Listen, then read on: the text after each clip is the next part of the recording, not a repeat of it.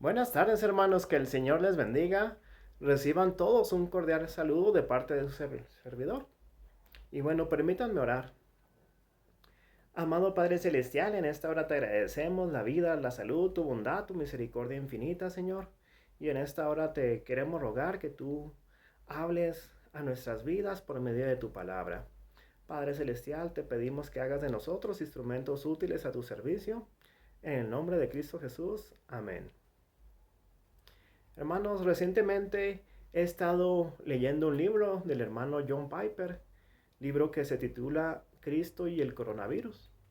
Y este libro, pues a la luz de las escrituras, el hermano analiza, ¿sí?, diversas temas relacionadas con la situación que vivimos en nuestros días. Y la primera parte del libro pues nos habla de dónde debe de estar nuestra confianza. En tiempos difíciles nuestra confianza, hermano, no está en el gobierno, no está en los avances de la ciencia, no está en la medicina, no está en la salud, no está en nuestra fortaleza, porque luego los que somos más jóvenes podemos pensar, bueno, a mí no me va a afectar eso, yo me alimento bien, hago ejercicio, o alguno a lo mejor pensará, bueno, yo ya estoy un poco viejo, tal vez a mí esto me pueda afectar más, soy en un grupo de peligro, de alto riesgo.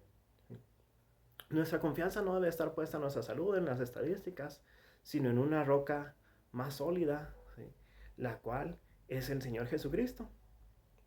Y la segunda parte del libro trata de dar respuesta a la pregunta: ¿qué está haciendo Dios por medio del coronavirus?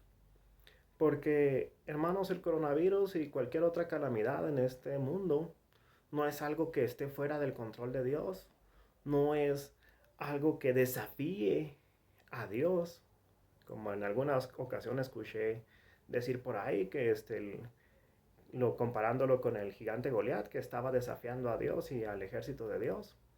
Pero no, el coronavirus no es alguien que esté desafiando a Dios, sino el coronavirus cumple un propósito eterno en Dios, ¿sí? Entonces, la segunda parte del libro trata de este asunto: ¿qué está haciendo Dios en medio del coronavirus? Y el día de ayer me tocó compartir el capítulo 8, que dice que Dios nos está despertando para su segunda venida. Y es de lo que queremos, o de lo que quiero hablar hoy en esta tarde con ustedes, hermanos de Jalpa. Dios nos está despertando para su segunda venida.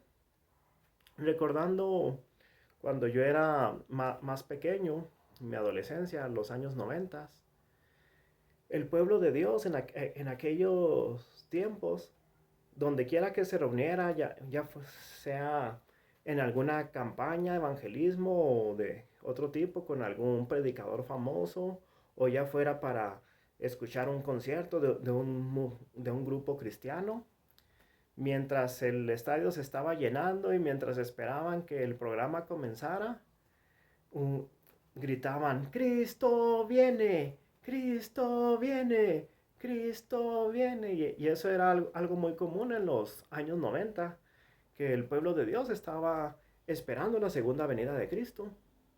Y lo proclamaban y lo predicaban y hasta tenían un grito de celebración. Pero parece que a la iglesia se le ha olvidado que Cristo viene, ya no lo gritan, ya no lo proclaman. Y cierto, no, es cierto que lo sabemos, lo recordamos, pero a veces no le damos la importancia de vida. Y no quiero decir que y bueno, más bien como que de un tiempo para acá estamos nuevamente tomando conciencia de que Cristo viene y que debemos de estar preparados. Hermanos, la historia de la iglesia está llena de predicciones fallidas sobre el fin del mundo, eso es cierto. Y podemos pensar, cuando decimos, pensamos en predicciones fallidas, podemos pensar, los testigos de Jehová, ellos decían que iba a venir en 1914. Y pues no, claro que no, no era cierto. Y años después, cuando llegó 1914 y que Cristo no vino, pues cambiaron de fecha. Y cuando tampoco vino en la segunda fecha, entonces cambiaron la doctrina y lo que dijeron es que Cristo había comenzado a reinar en 1914.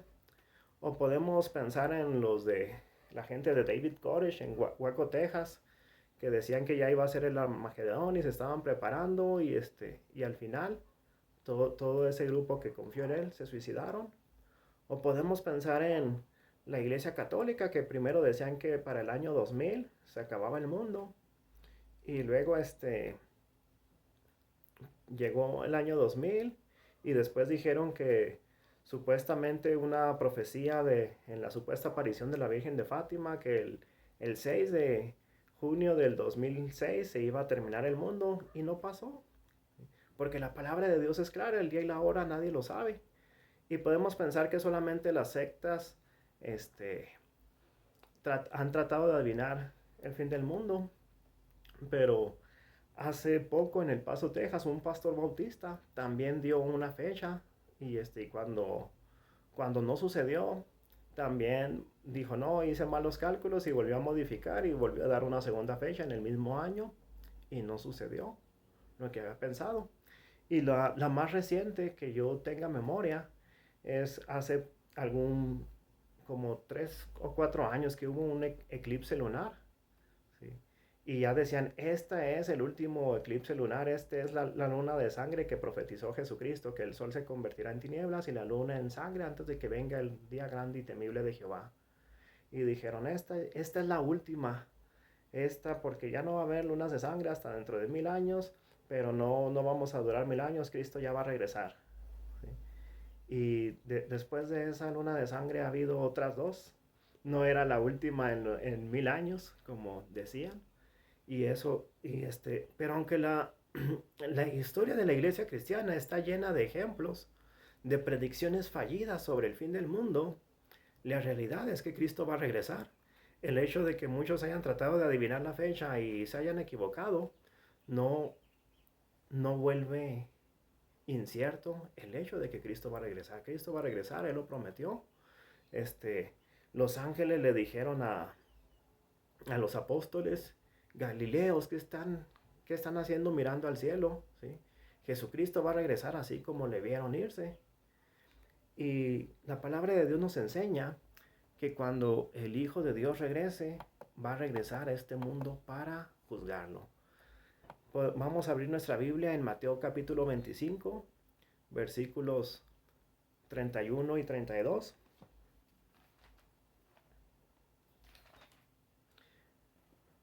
Dice de la siguiente manera: cuando el Hijo del Hombre venga en su gloria y todos los santos ángeles con él, entonces se sentará en su trono de gloria y serán reunidas delante de él todas las naciones y apartarán a los unos de los otros como aparta el pastor las ovejas de los cabritos. Entonces, la palabra de Dios nos dice que cuando Jesucristo venga, va a venir para juzgar al mundo, va a separar unos a su izquierda, otros a su derecha, cabritos de ovejas, los redimidos de los que no han sido redimidos, ¿sí? Pecadores que han sido justificados de los que no fueron justificados. Entonces, a la persona que no esté lista para encontrarse con Cristo, la persona que no haya sido redimida, ese día lo va a tomar por sorpresa, lo va a tomar desprevenido. Jesucristo dijo, estén alertas. En Lucas 21:34. Sí, Jesús dijo, estén alertas. No sea que sus corazones se carguen con disipación, embriaguez y con las preocupaciones de la vida, y aquel día venga súbitamente sobre ustedes como un lazo. Bueno, en el mismo pasaje que estamos leyendo de Mateo 25, nos vamos un capítulo atrás, al capítulo 24, y ahí vienen algunas señales antes del fin. Mateo 24, versículo 7 dice de la siguiente manera: porque se levantará nación contra nación y reino contra reino, y habrá pestes y hambres y terremotos en diferentes lugares, y todo esto será principio de dolores. Bueno, Jesús dijo algunas cosas, algunas señales que veríamos antes de su venida. Él habló de guerras, de hambrunas, de terremotos. Y es cierto, eso viene desde hace muchos años, es lo que vemos. Guerras, hambrunas, terremotos. ¿Sí? Porque los últimos tiempos comenzaron cuando Jesús vino a este mundo a morir y resucitar por nuestros pecados. En ese momento comenzaron los últimos tiempos y antes de su venida habrían de ocurrir todas estas cosas: hambres, guerras, terremotos, pestes, huracanes, ¿sí? A estas señales Jesucristo las llamó el comienzo de los dolores. Bueno, y el punto es que Dios quiere, cuando veamos todas estas cosas, ¿sí? Dios quiere que veamos los dolores, incluyendo el coronavirus, porque ni es el más grave que ha ocurrido, ni es el primero, ni es el último. Es uno de varios dolores, de varios principios de dolores, ¿sí? Jesús quiere que veamos estos principios de dolores como recordatorios, como alertas de que Él viene y de que debemos de estar preparados. Él dijo: ustedes deben de estar preparados porque el Hijo del Hombre vendrá cuando menos lo esperan, en el versículo 44. Entonces no necesitamos una fecha exacta como muchos han tratado de dar fechas. No necesitamos una fecha para tomar en serio lo que dice Jesús. Lo que Él dijo es claro: estén alerta, vigilen, porque ustedes no saben cuándo va a llegar ese momento. Por lo tanto, manténganse despiertos. ¿Sí? Dice Marcos 13:33. Lo que a ustedes les digo, se lo digo a todos: manténganse despiertos. El mensaje de Dios es claro: estén alerta, vigilen, manténganse despiertos.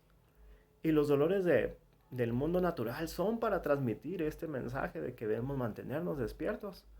Pero irónicamente, en nuestras muchas actividades nos hemos mantenido profundamente dormidos en cuanto a la venida de Jesucristo. Y más los que no leen la Biblia. El peligro es grande porque la persona que muera sin Cristo, o la persona que no se haya arrepentido cuando Cristo regrese, pues tendrá su parte en el lago de fuego que arde con azufre. Por eso es que Jesucristo nos recuerda: yo vengo y vengo para juzgar el mundo. ¿Sí? El coronavirus y cualquier otra peste, cualquier otra pandemia, cualquier terremoto, cualquier guerra, son llamados de atención llenos de misericordia para que estemos listos para el día de la ira de Dios. ¿Sí? Para que la ira no sea sobre mí ni sobre ti. ¿Sí? Es parte de la misericordia de Dios que ocurran estas cosas que nos hacen reflexionar, nos hacen recordar y considerar en dónde estamos parados. ¿Estamos parados sobre la roca firme, inconmovible que es Jesucristo, o estamos parados sobre la arena? ¿Estamos confiando en Dios Todopoderoso, o estamos confiando en nuestras propias fuerzas, en nuestros propios recursos? ¿Sí? ¿Estamos bien a cuentas con Dios, o estamos separados de Dios, alejados de Dios? Ese es el punto. ¿Sí? Entonces, ¿qué debemos de hacer para estar listos? Bueno, para estar listo debes acercarte a Jesucristo si aún no lo has hecho, recibir el perdón por tus pecados y andar en su luz. En otras palabras, Cristo viene y viene a juzgar al mundo. Y como seres humanos hemos pecado, le hemos fallado a Dios, merecemos la condenación de Dios, merecemos el castigo de Dios. ¿Y de qué manera podemos ser libres de esta condenación? La palabra de Dios nos enseña que necesitamos dos cosas: fe y arrepentimiento. Fe en que Jesucristo pagó el precio completo por tu salvación. ¿Sí? Jesucristo, al morir en la cruz por mis pecados y por los tuyos, pagó todo el castigo que yo merecía. Entonces, si yo pongo mi confianza en que Jesucristo me ama, quiere salvarme y murió por mis pecados, y yo me arrepiento de mis pecados y le pido a Dios que me perdone, Él me perdona. ¿Sí? Si yo me arrepiento de mis pecados y pongo mi confianza en Jesús, entonces comienzo a caminar en Dios, soy perdonado, y entonces puedo estar listo para cuando Cristo regrese. ¿Sí? Y entonces, si yo me arrepiento, voy a empezar a caminar como Él quiere que yo camine. Entonces, si tú no te has acercado a Jesucristo, hoy es un buen momento de que lo hagas, de que pongas tu confianza en Jesucristo para la salvación. Cualquier cosa buena que tú puedas hacer no es suficiente para borrar tus pecados. Lo único que puede borrar tus pecados es la sangre que Jesús derramó en la cruz. ¿Sí? Si no te has acercado a Jesucristo, hoy es un buen momento para hacerlo. Pero si ya lo has hecho, pues Dios quiere que tú vivas una vida de santidad y que compartas este mensaje de salvación con otros. Entonces no vas a estar entre los que están en la oscuridad. ¿Sí? Dice la palabra de Dios que ustedes no están en la oscuridad para que aquel día los sorprenda como un ladrón. Todos ustedes son hijos de la luz, debemos pues mantenernos alerta, pues Dios no nos destinó a sufrir el castigo, sino a recibir la salvación por medio de nuestro Señor Jesucristo. Él murió por nosotros para que en la vida o en la muerte vivamos junto con Él, dice 1 de Tesalonicenses 5, del 4 al 10. Entonces, Dios espera, Dios nos está haciendo llamados de atención, ¿sí? Nos está recordando que Él va a regresar y va a regresar por su pueblo. Y nos invita a que vivamos como Él quiere que vivamos, ¿sí? A que vivamos en santidad, ¿sí? Obedeciéndole, agradándole, ¿sí? Amándolo a Él con todo nuestro corazón, con toda nuestra alma, con todas nuestras fuerzas, amando a nuestro prójimo como a nosotros mismos. Dios quiere que vivamos de esa manera, amándolo a Él y amando a nuestro prójimo, ¿sí? Y quiere que compartamos este mensaje con otros, que Cristo vino a morir y que esa muerte en la cruz puede cambiar las vidas de ellos. Dios te bendiga. Vamos a orar. Padre Celestial, te agradecemos por la vida que nos das. Te agradecemos porque en tu palabra tú nos dices cómo vivir y también porque has prometido que vas a regresar por nosotros, Señor. Has prometido cosas grandes y maravillosas para nosotros. Y te agradecemos también porque en la vida diaria pues tenemos recordatorios de tus promesas. Gracias, Señor, por esto en el nombre de Jesús. Amén. Dios te bendiga.